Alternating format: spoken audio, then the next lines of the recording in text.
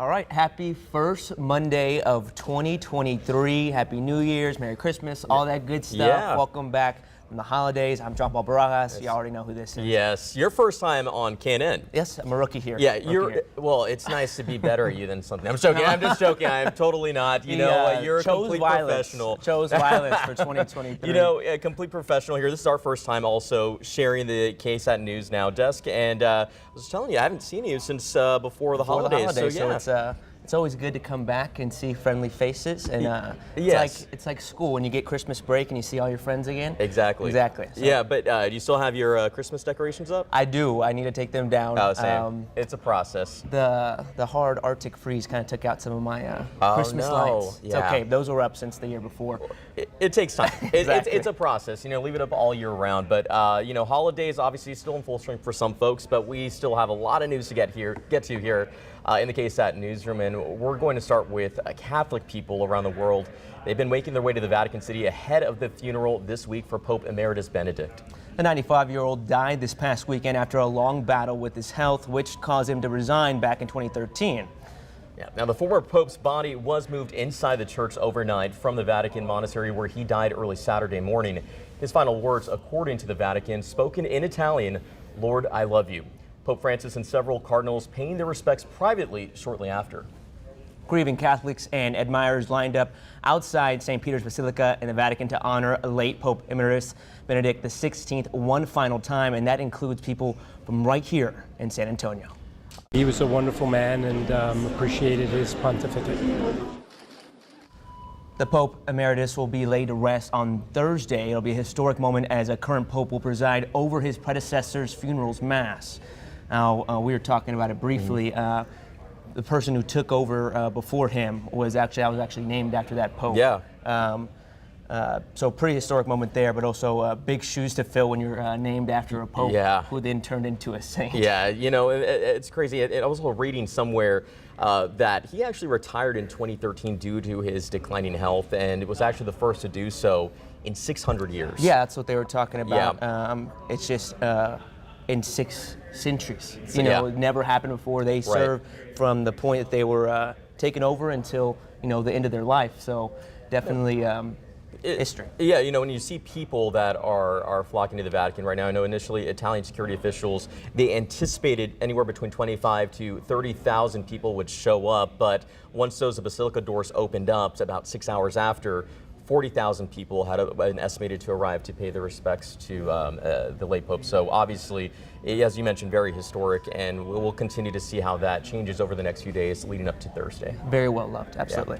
Yeah. Moving on, a man who had his car stolen and his work van burglarized overnight tracked his AirPods to find the suspects at a Southwest Side truck stop. Yeah, Dwayne Arrington says he noticed his possessions were stolen about 4:30 this morning in Leon Valley. He used the Find My app from Apple to track the AirPods to a Love's travel stop on I-35 near Fishers Road. Arrington drove to the location and found 5 people asleep in an SUV. As he called police, some of them woke up and tried to go off on foot, and he actually tackled one of them, and the suspect then reached for a gun in his waistband. Crazy stuff there. San Antonio police arrived and took the 4 suspects into custody. A 5th person was able to get away. Police were able to recover Arrington's stolen AirPods along with other property which they believe was taken during other reported car burglaries in Leon Valley overnight. Arrington says his stolen car was also recovered at a different location. Yeah. This is, you know, just a perfect example of how far technology has come. A lot of the times, like, I had no idea my AirPods had that capability until a few months back. When you lost them?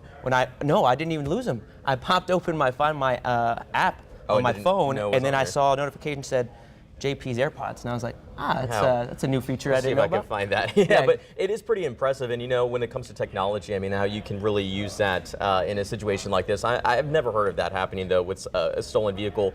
I did read also that 5th person that drove off in the SUV that got away, police actually tried to pursue him, but the problem was that they had to stop because speed was reaching about 100 miles per hour, which is obviously very dangerous. You know, you also have the car burglaries.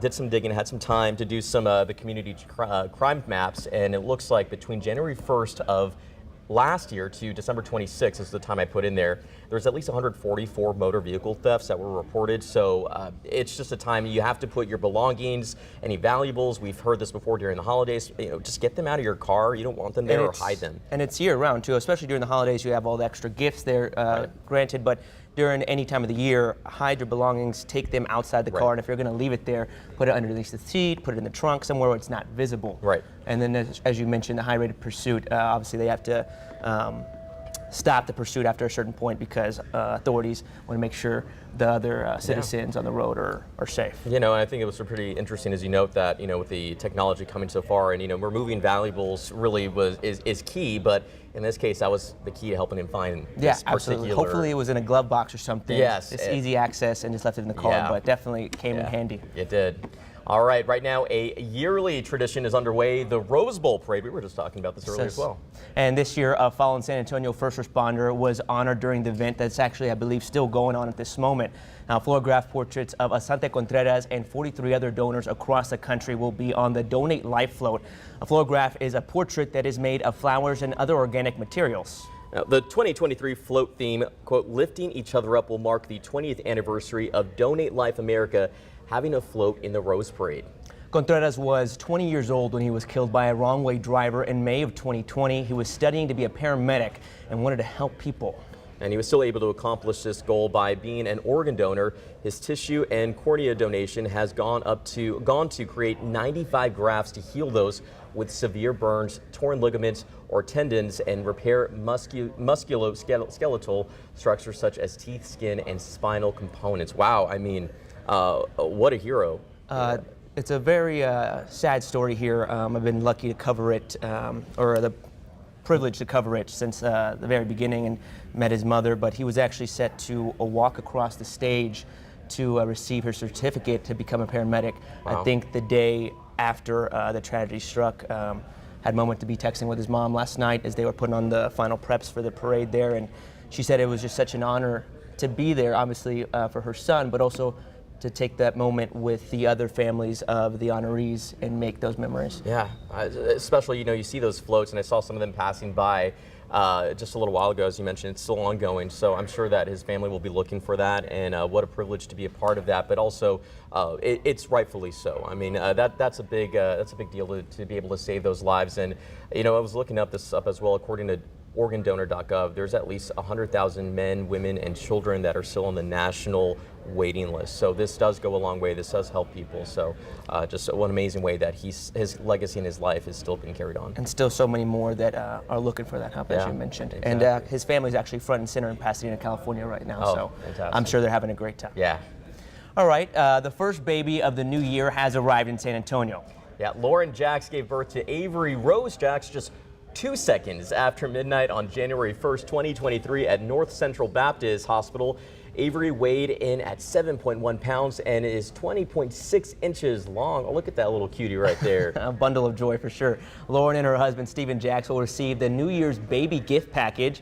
It'll contain several items, including a portable crib, a car seat, a portable play yard, 2 gift baskets, and a Target gift card. They look super excited there. The hospital says mom, Lauren Jacks, and baby Avery are both doing great. And just look at how happy that family is. We were talking this is something everyone looks forward to each and every year when it comes to the new year, the first baby born of the year, and it looks like she's doing well. Welcome into San Antonio and to the world, baby Avery. But yeah, that's exciting. I have baby fever, not in the sense of that I want to have my own child, not yet, okay. But I love having nieces and nephews, and my family actually welcomed two new babies this year from a couple cousins, so I got to meet them when I was back in Houston. So congrats to the Barajas family. Thank you. But I can only imagine what they're going through too. Yeah. And now going over to a parent himself, and a weather authority. Yep. What's up? Lack of sleep. That's what I was about to say. I know how that works. Well, we welcomed in the new year, as you guys just mentioned. It is here. But I want to ask you guys about leap year. This is always a fun question. So when is the next leap year? It's not this year, obviously. Here are your choices. You got A, 2024, B, 2026, C, 2028, or D, 2030? What do you say? So my favorite part of KSAT News Now is this trivia portion. I was hoping I'd have an easier question on my first time on the show. Oh, come on. I feel like this is I'm gonna go with B. B. Okay. Is there E, all of the above? Yeah. Now, I'm going to go, well, if you took B, I'll go C just for competitive sake. Oh, okay. I thought it would have been A. Well, okay, so you guys are both wrong. Oh, that's okay. That's all right. I swear that I get these. It is next year, 2024. And here's how you remember. Extra days occur in years that are integer multiple of 4. In other words, divisible by 4. Except for the years evenly divisible by 100, but not 400. Okay. What? Right. That's your weather authority. Yeah, yeah. Yes. So Numbers. 2024 is when we add extra day to February 2024. Yep. Well, 29th, I will February say 29th. I did not cheat this time. I promise you, because I know as you assemble the questions, I can catch from the See, corner. RJ always likes to look too. I You know. see it's Steven snipping around the newsroom, hovering over I was trying to, Justin's shoulder. Why? I did it this time. New year, new me. Yes. Who dis? That's today's trivia question. I like that. As we look at the satellite picture today, we are watching a few storms up to our east. These are moving east and not towards us. We've got some clouds, but these two are beginning to break up. So I think we'll get some sun this afternoon. It's going to turn to a warm day. It does not feel like January at all. We're going to see temperatures probably up in the 80s. Not only that, we've got dew points in the 60s and even 70s. So it is very, very humid out there. Here's the big picture. Showers across East Texas, big spin out here over the Four Corners region. That is our upper level low. That is moving east. Unfortunately, a lot of the energy with this, though, stays well to our north, and that's why we miss out by and large on any sort of good rain chance. But this afternoon, there is going to be a pretty good risk of severe weather from far northeast Texas to Arkansas down to Louisiana. This is where we could see a pretty significant tornado outbreak. Yes, it is January, but these things can happen. And so that's going to be the area that will be closely watched today. We're outside of that area. We're not getting severe weather, but we could get a shower or storm. Here's how the KSAT 12-hour forecast plays out. 75 noontime, and then as we get into the afternoon, into the 80s, 82 by 4 o'clock. Partly cloudy skies. And then tonight, falling down into the 60s and 70s. There's going to be another small window tonight as our front comes through of a shower or storm, and I'll show you that here. Throughout the day today, I think we're just partly cloudy. We're not going to worry about rain. This is 5 o'clock. But as the front comes through tonight, and I think this is overnight, after midnight, probably pre-dawn Tuesday, so we'll fast forward to 5 a.m. tomorrow. The models do want to paint a shower or a storm into the forecast, 20%. It's not great. Most of us stay dry, and you may not even notice this at all. But what the front will do will dry us out some tomorrow, and the rest of the work week looks really, really nice. Temperatures in the 70s, and we'll get that dry air in place. It's not until next weekend that we have more rain chances come back into play. So 76 tomorrow, 74 Wednesday, but notice the morning lows are in the 40s. A really nice week. Small rain chance on Saturday as it stands right now, a little better chance on Sunday. Yeah, I think the change has been welcome today, to be honest with you. I mean, we were talking about how the weather's just fluctuated so much over the last few weeks, and to go from the teens at one point and now we're seeing... I was reporting live in that. Oh. It was not fun. I feel bad for you, man. I really did. Oh my gosh. I've been there, done that. It's no fun. And then yesterday, the mountain cedar and the smoke from the fireworks, which is a pretty interesting combination. happened. Yeah, well, because a lot of times when you have fog, you can get it's kind of like smog when you have so many fireworks, so much smoke. It sticks in the atmosphere, and then it's kind of hazy yesterday morning. Oh my gosh. Then you had the mountain cedar. It wasn't great for people trying to breathe clean air, I'll say that. You know what? I think the same thing happened in my neighborhood as I was drinking my cup of coffee and noticed, I thought it was just like morning fog. Maybe it was some of that lingering fireworks smoke. A little bit of both. I kept sneezing and coughing yesterday, but I think it was more because I was I left the onions and the jalapenos on the skillet a little bit too long while I was making breakfast. All right. So Love that. I like the sound of that. Well, thank you, Justin. Yeah, you got Appreciate it. All right. There is a lot to look forward to this year, astrologically, actually. Yeah, and according to astrologer Alice Bell, 2023 will be especially special if you're an Aries or a Taurus. No. That is not me. Bell is the resident astrologer for British Vogue. Oh, yes. She says Aries and Taurus are going to have a lot more opportunity and feel a lot less stress or pressure on them. According to Bell, March could get exciting for all the signs. So that includes us. What's your sign? I'm a Scorpio. Oh. I don't know what that all entails. So do you ever? But I do know that so you're I'm a not, Scorpio. Yeah, okay, I'm an Aquarius, and I think we are going to hear from Alice Bell right now and what she has to say about this. March will be like a really critical month this year. Saturn's moving into Pisces. Also, Pisces themes related to escapism too. So the last time Saturn was in Pisces was the mid 1990s, and that was like the rise of video games. That's a throwback right there. We were talking about video games earlier too. Well, Belle says we are in Mercury retrograde right now, which I hear is not a good thing. And all 3 Mercury retrogrades this year are an Earth sign, so you should focus on how to better organize your day and be more productive. That's actually very good advice. Yeah, I mean, I think for anybody in general, it's great to focus on improving yourself and being a little bit more organized. I just organized my closet yesterday, before the new year.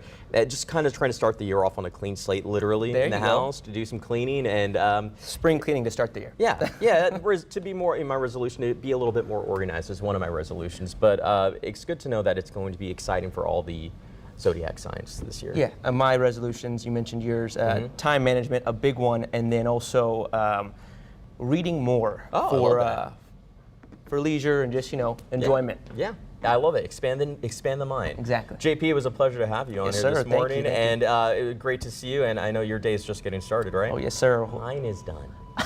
Well, we're not always as lucky as this guy, but hopefully we guys can see you guys at 5 and 6, and we'll see you back here tomorrow at 11. Sounds good.